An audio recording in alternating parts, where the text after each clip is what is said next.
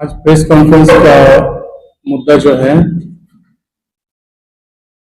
दिलीप जायसवाल जी के द्वारा जो एमजीएम कॉलेज है, माता गुजरी देवी कॉलेज किशनगंज में, उस कॉलेज को अवैध तरीके से कब्जा करने एवं उसे ट्रस्ट एक्ट का उल्लंघन करते हुए जो उन्होंने काम किया है, वो प्रदेश के बीजेपी के अध्यक्ष हैं।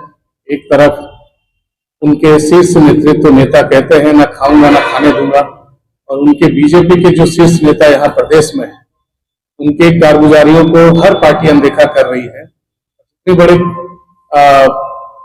आपराधिक घटना को उन्होंने अंजाम दिया है, वो बिल्कुल शर्म वाली बात है। इसमें दो तीन पहलू है। पहले तो ट्रस्ट एक्ट में जो ये ट्रस्ट एक्ट है माइनॉरिटी के लिए था, सिख समुदाय के लिए, जिसमें 2/3 लोग सिख होने चाहिए उस ट्रस्ट में। जिनमें उनके बेटों के नाम थे, उनको गलत तरीके से हटाया गया और एक दूसरे व्यक्ति को धमकी देकर किशनगंज छोड़ने पर मजबूर किया गया। इसी केस से जुड़े हुए व्यक्ति, इसी कॉलेज से जुड़े हुए राजेश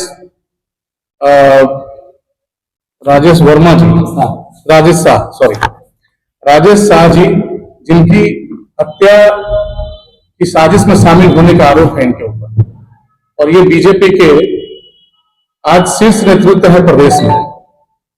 और इस केस में अगर आप देखेंगे तो राजेश शाह जी की बहन जो 164 के तहत बयान दिया है कोर्ट में कि इनकी हत्या दिलीप जायसवाल जी के द्वारा करवाई गई है, वो उस बयान में है, उनके दस्तावेज में है। और ये उसके बावजूद उनको क्लीन चिट देने वाले जज साहब, उनके भी परिवार के लोग इसी मेडिकल कॉलेज से एमबीबीएस करते हैं, और इन्हीं इस केस में दिलीप जायसवाल जी को क्लीन चिट देने वाले जो एसपी साहब हैं, उनकी पत्नी भी इसी मेडिकल कॉलेज से एमबीबीएस करती है। अब आप इस बातों से आप समझ सकते हैं कि कितना गंभीर मामला है, और पिछले 25 सालों से ये होता आ रहा है, और ये ऐसा ही नहीं हो रहा है। अब हमारे विपक्ष के नेता जो हैं माननीय राबड़ी देवी जी, वो सदन में कहती हैं कि दिलीप जायसवाल जी हमारे मुंह बोले भाई, और राबड़ी देवी जी के जो भाई हैं, उनके रिश्तेदार, उनके सगे संबंधी इसी मेडिकल कॉलेज से मैनेजमेंट कोटा के तहत एमबीबीएस करते हैं। अगर एक सामान्य आदमी को एमबीबीएस करना हो तो ये प्रक्रिया हमसे आपसे छुपी हुई नहीं है। हमारे बगल में हमारे मीडिया प्रभारी डॉक्टर अरुण भी हैं, इन्होंने भी एमबीबीएस किया है, और कितने पापड़ बेले होंगे इनको ही पता हो। अब ये सोचिए कि इसमें इतने चीजें होते हुए भी हर सरकार इस पे आंखें मूंदी हुई हैं, चाहे नीतीश जी की सरकार हो, और ये घटना हुई लालू जी की सरकार में, राबड़ी देवी के समय में, और इस पे कोई बोलने को तैयार नहीं है। हम जन स्वराज पार्टी की तरफ से ये मांग करते हैं कि इसकी निष्पक्ष जांच हो और दिलीप जायसवाल जी तत्काल इस्तीफा दें। ये पूरे बिहार राज्य में जो मैसेज है इनके प्रति, और ये जो कांड में संलिप्त है, जब तक ये जांच पूरी ना हो और इनमें जो भी लोगों की मिली भगत है, या वो जुडिशरी हो या प्रशासन हो, नेतागण हो, इसमें एक बहुत इंपॉर्टेंट बात है, इसमें कम से कम 50 लोग ऐसे हैं जिनके परिवार के लोग इस सुविधा का लाभ लिया है, और ये हम लोग मानते हैं कि ये दिलीप जायसवाल जी अपने आप को बचाने के लिए और लोगों ने इस मुद्दे को न उठाने के लिए ये लाभ लिया है। तो जनसुराज पार्टी इस काम का बहुत जोरदार तरीके से विरोध करती है, और हम मांग करते हैं कि दिलीप जायसवाल जी इस्तीफा दें, और इस पे बीजेपी जो चुपचाप है वो थोड़ा बताएं कि वो क्या चाल चरित्र चेहरे की बात करते हैं। यही चाल चरित्र से ये इस राज्य को बनाएंगे।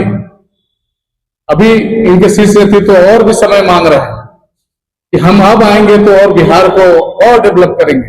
पिछले 15 साल से 20 साल से क्या कर रहे हैं, किसकी सरकार है?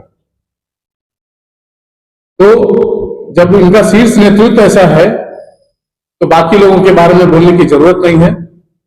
इसलिए ये हमारा स्टैंड है और आने वाले दिनों में अगर इस पर कार्रवाई नहीं होगी तो हर जिले में, खासकर मैं जमुई जिला का अध्यक्ष होने के नाते मैं अपने जिले में इसको जोरदार तरीके से इसका विरोध प्रदर्शन करूंगा और इस पर सभी लोग संज्ञान लें। विरोध प्रदर्शन जब बोल रहे हैं तो पटना में भी जनसुराज जी बोले हैं कि उनको कोर्ट तक घसीटने का काम करेंगे जी। उनको अगर जल्द से जल्द इस्तीफा नहीं दिए तो कोर्ट तक घसीटेंगे। तो जमुई से कैसे क्या आंदोलन होगा?